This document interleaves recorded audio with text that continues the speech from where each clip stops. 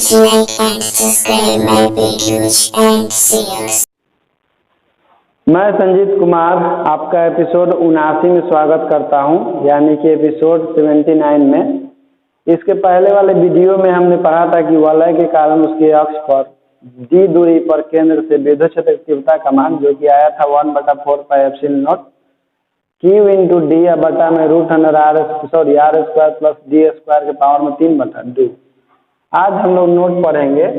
देखिए जो दूरी जो डी वाला डी जो दूरी है, हम यदि मान लें कि जो डी आपका डी जो दूरी डी है ये आर की तुलना में बहुत बड़ा हो, आर की तुलना में बहुत ही ज़्यादा बड़ा हो, तो इस स्थिति में हम लोग डी को बहुत बड़ा मानते हैं, तो आर जो है लगभग नगण्य हो जाता है। तो नोट लिखिएगा, नोट नंबर 1, यदि D very very greater than R, यदि D very very greater than R हो तो डी की तुलना में आर लगभग नगण्य होगा। तो डी की तुलना में आर लगभग नगण्य होगा, इसलिए ई बराबर 1/4 pi epsilon note Q into D और बटा में हम लोग आर के स्थान पर क्या कर देंगे, वहाँ पर 0 कर देंगे, क्योंकि हम बोले हैं कि डी के तुलना में आर नगण्य होगा। तो डी यहाँ पर हम लोग 0 नहीं कर सकते हैं, क्योंकि यहाँ पर डी का संबंध आर के साथ नहीं है। लेकिन यहाँ पर देखिए, यहाँ पर आपका होता है r² प्लस डी स्क्वायर। तो यहाँ पर हम लोग क्या करते हैं कि आर को 0 कर देते हैं और डी को छोड़ देते हैं, क्योंकि हम बोले हैं कि डी की तुलना में आर नगण्य हो, तो हम लोग आर को वहीं नगण्य कर सकते हैं जहाँ पर डी मौजूद हो। तो यहाँ पर हम लोग आर को नगण्य कर देंगे, तो क्या बचेगा, ई बराबर 1/4 पाई एप्सिलॉन नोट और क्यू इंटू डी पावर में डी के स्क्वायर बटा में 3/2। देखिए 2 से 2 आपका कैंसिल हो जाएगा, तो कितना बचेगा, 1/4 pi epsilon note Q into D बटा में डी क्यू हो जाएगा। तो देखिए इसको हम लिख सकते हैं 1/4 pi epsilon note Q into D और बटा में डी स्क्वायर इंटू डी। तो एक डी से डी कैंसिल हो जाएगा, तो हो जाएगा 1/4 पाई एप्सिलॉन नोट और ये हो जाएगा क्यू और बटा में डी स्क्वायर। देखिए ये तो हो गया आवेशित वलय के केंद्र से डी दूरी पर विद्युत क्षेत्र का मान। कहने का मतलब है कि जब दूरी डी जो है बहुत बड़ा होता है, तो जो वलय है और वलय का जो आवेश है वह एक बिंदु आवेश के समान काम करता है, यानी कि ऐसा प्रतीत होता है कि इस वलय का संपूर्ण आवेश इसके केंद्र में केंद्रित है। और हम लोग जानते हैं कि किसी आवेश से डी दूरी पर विद्युत क्षेत्र का मान या आर दूरी पर विद्युत क्षेत्र का मान 1/4 पाई एप्सिलॉन नॉट आवेश और बटा में आवेश से बिंदु के बीच की दूरी होती है। तो हम लोग जब दूरी का मान बहुत बड़ा ले लेते हैं, तो उस स्थिति में जो ये वलय होता है हमको ऐसा प्रतीत होता है कि इसका संपूर्ण आवेश जो है वलय के केंद्र पर केंद्रित हो, और इससे विद्युत क्षेत्र का मान डी दूरी पर आता है 1/4 पाई एप्सिलॉन नॉट क्यू बटा आर स्क्वायर। यानी कि स्पष्ट रूप से समझ लीजिए कि इस स्थिति में वलय का संपूर्ण आवेश कहाँ पर केंद्रित माना जाता है, तो उसके केंद्र में केंद्रित माना जाता है। नीचे लिख लीजिएगा, यह है किसी बिंदु आवेश Q से D दूरी पर, या किसी बिंदु आवेश Q से D दूरी पर उत्पन्न विद्युत क्षेत्र की तीव्रता का व्यंजक है। पैराग्राफ चिन्ह, इस प्रकार अक्ष पर दूर स्थित बिंदुओं के लिए, इस प्रकार अक्ष पर दूर स्थित बिंदुओं के लिए वलय इस प्रकार व्यवहार करती है, वलय इस प्रकार व्यवहार करती है कि मानो कि वलय का संपूर्ण आवेश इसके केंद्र पर स्थित हो, संपूर्ण आवेश इसके केंद्र पर स्थित हो। चलिए तो हो गया आपका। इसके बाद लिखिएगा नोट नंबर 2। नोट नंबर 2 है आवेशित वलय के केंद्र पर विद्युत क्षेत्र की तीव्रता का मान 0 होता है। आवेशित वलय के केंद्र पर विद्युत क्षेत्र की तीव्रता का मान शून्य होता है। देखिए इसका कारण समझ लीजिए कि आवेशित वलय के केंद्र पर विद्युत क्षेत्र की तीव्रता का मान शून्य क्यों होता है।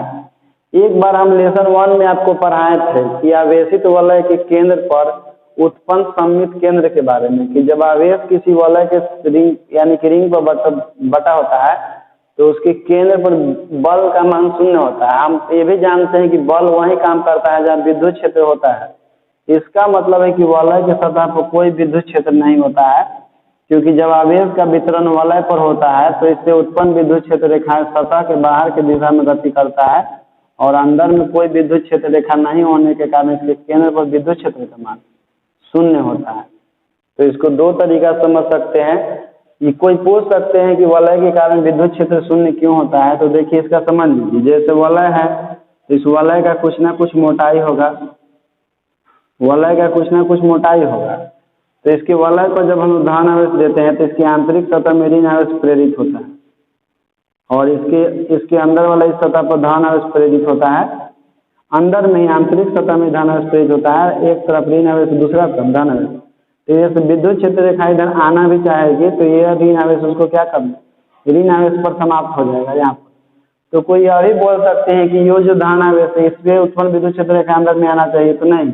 देखिए ये धन आवेश और ऋण आवेश जो है एक बंद सतह के अंदर होते हैं। रुकिए इसका स्पष्ट डायग्राम हम बनाते हैं।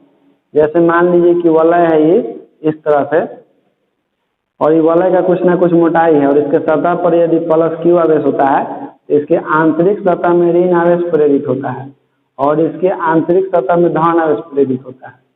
यदि इधर से विद्युत क्षेत्र रेखाएं बाहर की दिशा अंदर की ओर भी आना चाहे तो ऋण आवेश पर आके यहाँ समाप्त हो जाएगी, विद्युत क्षेत्र रेखा अंदर भी आने चाहिए। तो क्योंकि इसके आंतरिक सतह में प्रेरण विधि द्वारा ऋण आवेश की उत्पत्ति होती है और इसके इस सतह पर धन आवेश की उत्पत्ति होती है। तो कोई कह सकते हैं कि इधर भी विद्युत क्षेत्र रेखाएं आ सकती है, तो नहीं आ सकती। इसलिए क्योंकि देखिए जितना परिमाण में ऋण आवेश होता है उतना ही परिमाण में धन आवेश होता है और यह धन आवेश और ऋण आवेश जो किसी बंद सतह के अंदर है, वलय के अंदर है सतह में उसके। और हम लोग जानते हैं कि जब किसी बंद सतह के अंदर में बराबर परिमाण में धन आवेश और ऋण आवेश होता है तो उस सतह से होकर गुजरने वाला फ्लक्स का मान शून्य होता है। इसी कारण से इधर कोई विद्युत क्षेत्र रेखा नहीं आएगा। ये भी आना चाहेगा तो यहाँ समाप्त हो जाएगा और इससे जो उत्पन्न होगा तो इस पर समाप्त हो जाएगा, इससे बाहर नहीं होगा। इसी कारण से वलय के केंद्र पर विद्युत क्षेत्र का मान शून्य होता है। ठीक, तो नोट 2 लिख लिए हैं कि आवेशित वलय के केंद्र पर विद्युत क्षेत्र की तीव्रता का मान शून्य होता है। नोट 3 लिखिए, आवेशित वलय के दोनों ओर, आवेशित वलय के दोनों ओर कहने का मतलब कि इधर भी और इधर भी, या इधर भी कह सकते हैं और इधर भी कह सकते हैं। आवेशित वलय के दोनों ओर, आवेशित वलय के दोनों ओर D बराबर R/√2, D बराबर R/√2 दूरी पर विद्युत क्षेत्र की तीव्रता का मान अधिकतम होता है। आवेशित वलय के दोनों ओर D बराबर R/√2 दूरी पर विद्युत क्षेत्र की तीव्रता का मान अधिकतम होता है। इधर भी अधिकतम होगा D बराबर R/√2 दूरी पर और इधर भी अधिकतम होगा D बराबर R/√2 दूरी पर विद्युत क्षेत्र का मान। विद्युत क्षेत्र का मान आखिर अधिकतम होता होगा तो कितना होता है, तो नोट अगला लिखिएगा। आवेशित वलय से D बराबर R/√2 दूरी पर, आवेशित वलय से D बराबर R/√2 दूरी पर विद्युत क्षेत्र का मान E मैक्सिमम बराबर Q/6√3 pi epsilon not into R² होता है। देखिए समझ लीजिए, हमने बताया कि आवेशित वलय के दोनों ओर D बराबर R/√2 दूरी पर विद्युत क्षेत्र का मान शून्य होता है, लेकिन अधिकतम होता है। लेकिन होता कितना है, तो D बराबर R बराबर √2 दूरी पर विद्युत क्षेत्र का मान जो अधिकतम होता है, जिसका मान होता है E मैक्सिमम बराबर Q बटा 6 इंटू √3 पाई एप्सिलॉन नॉट और R स्क्वायर होता है। इसके बाद लिखिएगा नोट नंबर 5, आवेशित वलय से अनंत दूरी पर विद्युत क्षेत्र का मान शून्य होता है। आवेशित वलय से अनंत दूरी पर विद्युत क्षेत्र का मान शून्य होता है। इस बात को हमने पहले भी बताया है कि किसी आवेश से आवेशित वस्तु से अनंत दूरी पर विद्युत क्षेत्र का मान शून्य होता है। एक बार फिर से बता दिए आपको। चलिए इसके बाद लिखिएगा टॉपिक, आवेशित वलय के कारण विद्युत क्षेत्र की तीव्रता का ग्राफ। आवेशित वलय के कारण विद्युत क्षेत्र की तीव्रता का ग्राफ। तो ग्राफ बनाते हैं इसका ग्राफ किस प्रकार से होता है। तो हम लोग जानते हैं कि D बराबर R बटा √2 दूरी पर विद्युत क्षेत्र का मान अधिकतम होता है और अंदर में 0 होता है। तो ग्राफ इसका खींचते हैं हम लोग।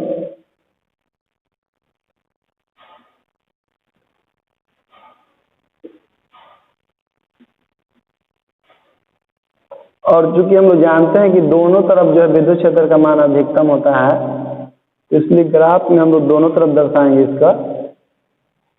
और उसके बाद विद्युत क्षेत्र का मान जो घटने लगता है और उसके बाद अनंत पर जाके विद्युत क्षेत्र का मान शून्य होता है।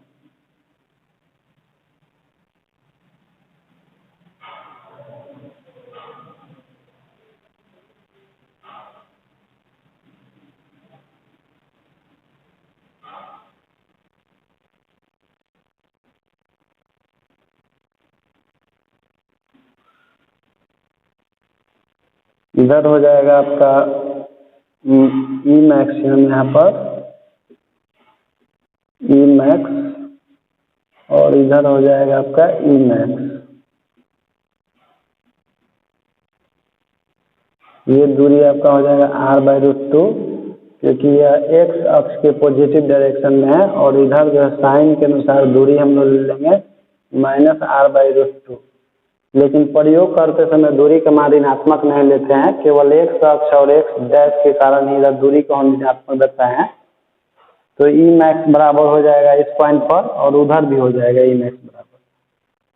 तो इस डायग्राम को नोट कर लीजिए और इसमें लिख लीजिएगा EL करके, मतलब कि लंबाई के इधर लिख लीजिएगा, इस पर लंबाई को डिनोट कर दीजिएगा। लिखिए इसके बाद क्वेश्चन है, महत्वपूर्ण क्वेश्चन। तो क्वेश्चन नंबर 1 लिखिए कि स्थिर विद्युत क्षेत्र रेखा एक सतत वक्र होती है। स्थिर विद्युत क्षेत्र रेखा एक सतत वक्र होती है, अर्थात कोई क्षेत्र रेखा अचानक नहीं टूट सकती है। क्यों?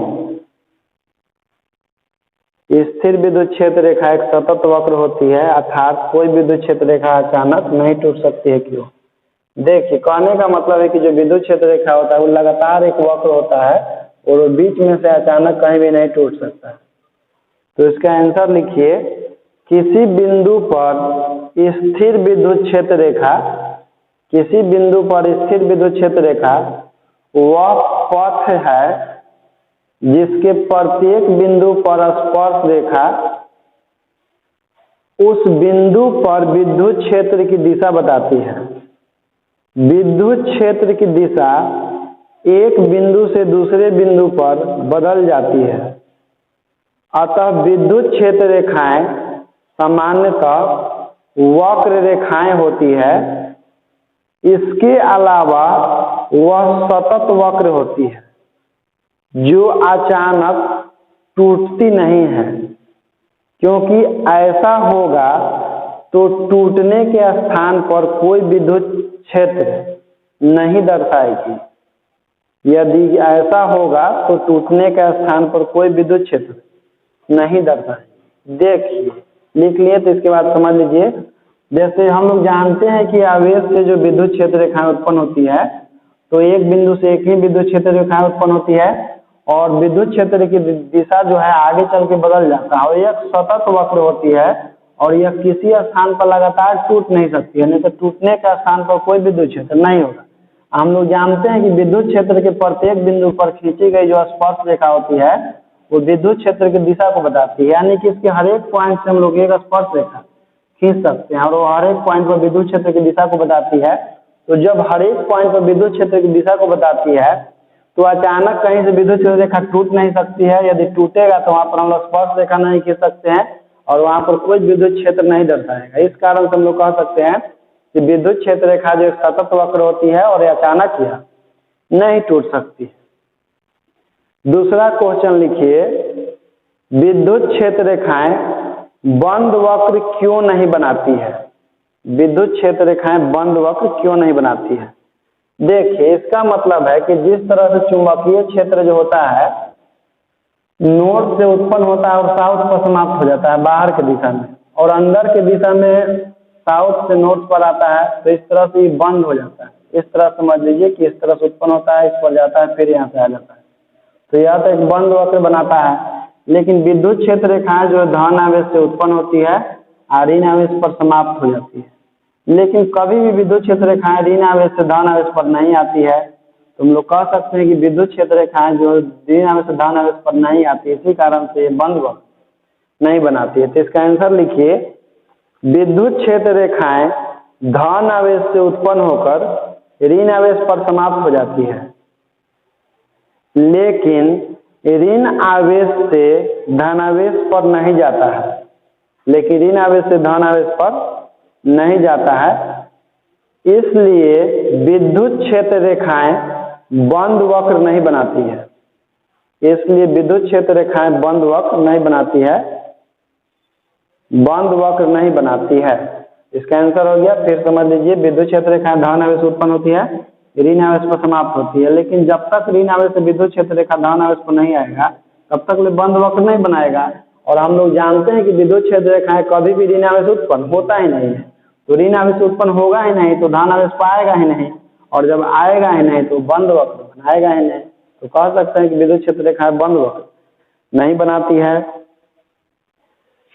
इसके बाद हम लोग अगले वीडियो में पढ़ेंगे। इस वीडियो में इतना ही।